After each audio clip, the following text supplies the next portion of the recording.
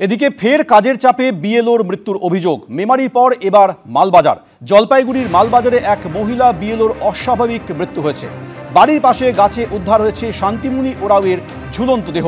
রাজা চট্টোপাধ্যায় বিস্তারিত বলবেন। রাজা। হ্যাঁ দেখো, চিন্তামণি ওরাও ইনি হচ্ছে মালবাজার বিধানসভা কেন্দ্রে যে রাঙামাটি গ্রাম পঞ্চায়েত রয়েছে সেখানকার বিএলও 20/101-এর বুথের তিনি বিএলও ছিলেন। যবে থেকে কাজ শুরু হয়, যেটা পরিবার দাবি করছে, তিনি কিন্তু প্রচণ্ড চাপের মধ্যে ছিলেন। যেহেতু তিনি একজন আইসিডিএস কর্মী, তার পক্ষে এই কাজ করা খুব চাপের হয়ে গিয়েছিল। বারবার তার স্বামীকে বলতেন যে এই কাজ আমি করতে পারছি না, মোবাইলে ছবি আপলোড করতে পারছি না, মোবাইলের নাম আপলোড করতে পারছিলেন না, এবং সকালে বেরিয়ে যেতেন, খুব রাতে বাড়িতে ফিরতেন। এই যে মানসিকভাবে একটা বিভ্রান্তির সৃষ্টি হয়েছিল, মানসিক চাপ সৃষ্টি হয়েছিল, যা তার স্বামী বলছে, দাবি করছেন। এই বিষয় নিয়ে কিন্তু জয়েন্ট বিডিএকে তিনি একটা ইস্তফাপত্রও দিয়েছিলেন যে তার পক্ষে কাজ করা সম্ভব হচ্ছে না, কিন্তু সেটাও তার ইস্তফাপত্র কিন্তু গ্রহণ করা হয়নি। গতকাল তিনি সকালে বেরিয়ে যান, অনেক রাতে সে বাড়িতে ফেরেন, এবং আজকে সকালে তাকে সকাল থেকে বাড়িতে খুঁজে পাওয়া যাচ্ছিল না। এবং পাশের ঘরে যিনি ঘরে থাকতেন সেই ঘরের দরজা কিন্তু খোলা ছিল। স্বাভাবিকভাবে তখন খোঁজাখুঁজি শুরু হয়। বাড়ির পাশেই দেখতে পায় তার স্বামী যে তার স্ত্রীর ঝুলন্ত দেহ ঝুলছে। ইতিমধ্যে মালবাজার থানা পুলিশকে খবর দেওয়া হয় এবং ঝুলন্ত দেহ উদ্ধার করে ময়নাতদন্তের জন্য জলপাইগুড়ি সুপার স্পেশালিটিতে পাঠানো হয়েছে।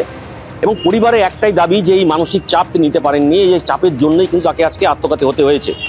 পাশাপাশি বিজেপির পক্ষ থেকেও জানানো হচ্ছে যে এই যে মৃত্যুর ঘটনা, এই ঘটনার পিছনে আসলে কি রয়েছে সেটা কিন্তু পুলিশকে তদন্ত করতে হবে। পাশাপাশি ঘটনাস্থলে আজকে অনগ্রসর কল্যাণ দপ্তরের মন্ত্রী বুলুচিক বড়াই তিনিও গিয়েছিলেন। তিনিও পরিবারের সাথে কথা বলেন। তিনিও কিন্তু একই দাবি করেন যে মানসিক চাপ তিনি নিতে পারছিলেন না। যেহেতু চা বলয় এলাকায় বাঙালি বিষয় রয়েছে, একটা বাংলা ভাষার বিষয় রয়েছে, সেখানে একটি আদিবাসী সম্প্রদায়ের মহিলাকে সেই কাজ করতে দেওয়া হচ্ছিল। একটা ভাষার প্রবলেম তো হচ্ছিলই, পাশাপাশি তিনি আপলোড করতে পারছিলেন না, বিভিন্ন সময় বিভিন্ন নাম ছবি আপলোড করতে পারছিলেন না। এই সমস্ত বিষয়টা নিয়ে কিন্তু তিনি খুব চাপে ছিলেন। তার জন্যই কিন্তু আজকে এই ঘটনাটা ঘটেছে মালবাজার রাঙামাটি চা বাগানে। রাজা, ধন্যবাদ।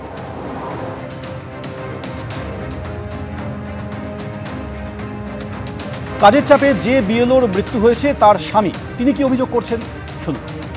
बीएलओ का काम कर रहा था, नेक्स्ट में क्या बोलता है, वो फॉर्म भरने गया था, दूसरा गांव में गया था। वहाँ से सुबह 11 बजे निकला था, शाम को 7:30 बजे आया। यहाँ भी हाथ पैर धोया नहीं है, पूरा आदमी भीड़ हो गया। वो सब का गलती देख के उसका था, और मन में टेंशन हो गया क्या। वो बोल रहा था पहले भी इतना काम बीएलओ का काम का हेडेक हो जा रहा है, हम बहुत मुश्किल लग रहा है, रीजन दे देगा बोल रहा था। रीजन भी देने गया था जो जॉइंट वीडियो के पास। बीएलओ का तेरा नाम है, दूसरा आदमी कर नहीं सकता है बोल रहा है। और मोबाइल से दिन भर क्या अपलोड ना क्या करना पड़ता है, वो एक आदमी का 10 मिनट आधा घंटा ऐसे लग जाता है। মালবাজারে কাজের চাপে বিএলওর মৃত্যুর অভিযোগে কমিশনকে নিশানা করলেন মুখ্যমন্ত্রী মমতা বন্দ্যোপাধ্যায়। কমিশনের কাছে অবিলম্বে এসআইআর স্থগিত করার আর্জি জানিয়েছেন তিনি। আজ জলপাইগুড়ির মালবাজারে ফের একজন বুথ লেভেল অফিসারকে হারালাম। এসআইআরের কাজের অসহ্য চাপে তিনি নিজের জীবন শেষ করে দিয়েছেন। এসআইআর শুরুর পর থেকে এখনো পর্যন্ত 28 জনের মৃত্যু হলো। কারো মৃত্যু আতঙ্ক এবং অনিশ্চয়তায়, কারো মৃত্যু অতিরিক্ত কাজের চাপে। তথাকথিত নির্বাচন কমিশনের অপরিকল্পিতভাবে অতিরিক্ত কাজ চাপিয়ে দেওয়ায় মৃত্যু হয়েছে বলে অভিযোগ করেছেন তিনি। সেই সঙ্গে তিনি এও বলছেন, আগে এসআইআর 3 বছর ধরে হয়েছিল, সেটা ভোটের আগে 2 মাসে করা হচ্ছে। রাজনৈতিক প্রভুদের সন্তুষ্ট করতেই তাড়াহুড়ো করা হচ্ছে, বিএলওদের উপর অমানবিক চাপ দেওয়া হচ্ছে। কমিশন মানবিক দৃষ্টিভঙ্গিতে কাজ করুক, আর কোনো মৃত্যুর আগে অবিলম্বে অপরিকল্পিত এসআইআর বন্ধ করুক কমিশন। সোশ্যাল মিডিয়া কমিশনকে আক্রমণ করেছেন মুখ্যমন্ত্রী মমতা বন্দ্যোপাধ্যায়। মালবাজারে কাজের চাপে বিএলওর মৃত্যুর অভিযোগ, কমিশনকে সোশ্যাল মিডিয়ায় নিশানা করলেন মুখ্যমন্ত্রী মমতা বন্দ্যোপাধ্যায়।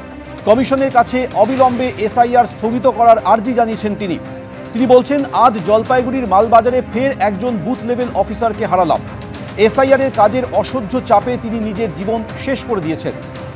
এসআইআর শুরুর পর থেকে এখনো পর্যন্ত 28 জনের মৃত্যু হলো। কারো মৃত্যু আতঙ্ক এবং অনিশ্চয়তায়, কারো মৃত্যু হয়েছে অতিরিক্ত কাজের চাপে। তথাকথিত নির্বাচন কমিশনের অপরিকল্পিতভাবে অতিরিক্ত কাজ চাপিয়ে দেওয়ায় মৃত্যু। আগে এসআইআর 3 বছর ধরে হয়েছিল, সেটা ভোটের আগে 2 মাসে করা হচ্ছে। রাজনৈতিক প্রভুদের সন্তুষ্ট করতে তাড়াহুড়ো, বিএলওদের উপর অমানবিক চাপ দেওয়া হচ্ছে। কমিশন মানবিক দৃষ্টিভঙ্গিতে কাজ করুক, আর কোনো মৃত্যুর আগে অবিলম্বে অপরিকল্পিত এসআইআর বন্ধ করুক কমিশন। সোশ্যাল মিডিয়ায় কমিশনকে আক্রমণ করে বলেছেন মুখ্যমন্ত্রী মমতা বন্দ্যোপাধ্যায়।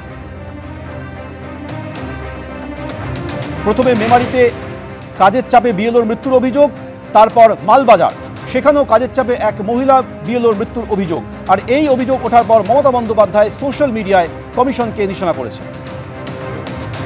আবারও কথা বলবো, সমীরণ পাল সরাসরি রয়েছেন। সমীরণ, অনেকে স্বীকার করছেন যে তারা বেআইনিভাবে ভারতে প্রবেশ করেছিলেন, এখন বৈধ কাগজপত্র নেই, উদ্ভূত পরিস্থিতিতে তারা বাংলাদেশে ফিরে যাচ্ছেন, কিন্তু তাদের কি করে পাঠানো হচ্ছে বাংলাদেশে? দেখো সৌমেন, গত কয়েক সপ্তাহ ধরে এই প্রক্রিয়াতেই হাকিমপুর সীমান্ত, হাকিমপুর চেকপোস্ট পেরিয়ে তাদেরকে বাংলাদেশে পাঠানো হচ্ছে। এবং যেটা বিএসএফ সূত্রে জানানো হচ্ছে, প্রতিদিন 150 থেকে 170 জনকে বাংলাদেশে পাঠানো হচ্ছে। তাদের মধ্যে থেকে যেটা পদ্ধতি সেটা হচ্ছে তাদের সমস্ত বায়োমেট্রিক এভিডেন্স নেওয়া হচ্ছে, অর্থাৎ চোখের ছবি এবং হাতের আঙুলের ছাপ।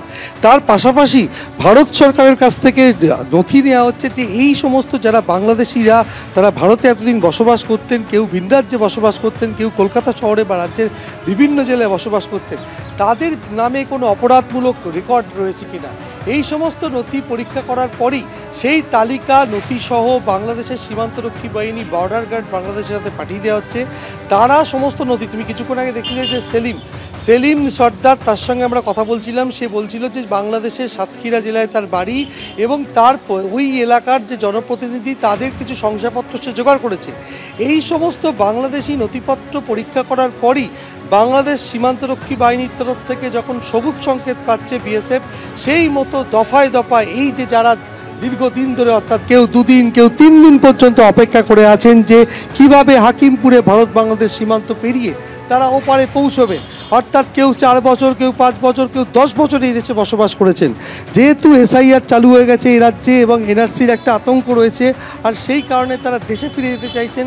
আর দেশে ফেরার জন্যই তারা এখানে দীর্ঘক্ষণ অপেক্ষা করছেন। তাদের সম্বল বলতে বাংলাদেশি নথি, আর সেক্ষেত্রে কিছু নিয়মের মাধ্যমে তাদেরকে এই সমস্তভাবেই বাংলাদেশে ফেরত পাঠানো হচ্ছে। আর সেই কারণে দীর্ঘসূত্রিতা হচ্ছে, তারপরে খোলা আকাশের নিচে 1 রাত কি 2 রাত কি 3 রাত পর্যন্ত কাটানো হচ্ছে এদের, এবং তারা অপেক্ষা করছেন বাংলাদেশে ফিরে যাওয়ার জন্য। সৌমেন, ধন্যবাদ সমীরণ। এদিকে কেউ আবার স্বীকার করছেন যে নদী পেরিয়ে দালালের মাধ্যমে ভারতে ঢুকেছিলেন। 9 বছর ধরে সপরিবার সল্টলেক সেক্টর 5-এ থাকছিলেন স্বপ্না বিবি, পরিচারিকার কাজ করছিলেন। এসআইআর শুরু হওয়ার পর এখন বাংলাদেশে ফিরতে চাইছেন। স্বপ্না বিবি কত বছর ছিলেন এখানে? এই 9 বছর। কিভাবে এসেছিলেন? ধামাখালি দিয়ে আসছিলাম। হ্যাঁ, নদী পাড়িয়ে। দালালদের মারফত? হ্যাঁ, দালালের মারফত। ওই এক একজনের 5,000 করে, 5,000 টাকা করে নিয়েছিল। সল্টলেক সেক্টর 5। ওই বাসা বাড়ি কাজ করতাম। তারপরে বাচ্চা দুটো মানুষ করেছি, বাসা বাড়ি কাজ করিয়া। এখানে ভোট দিতেন?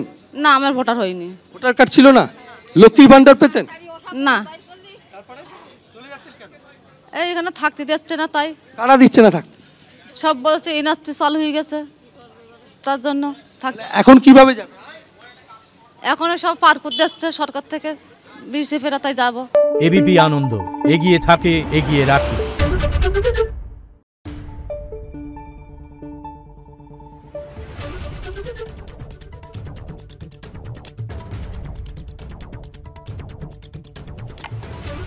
Thank you.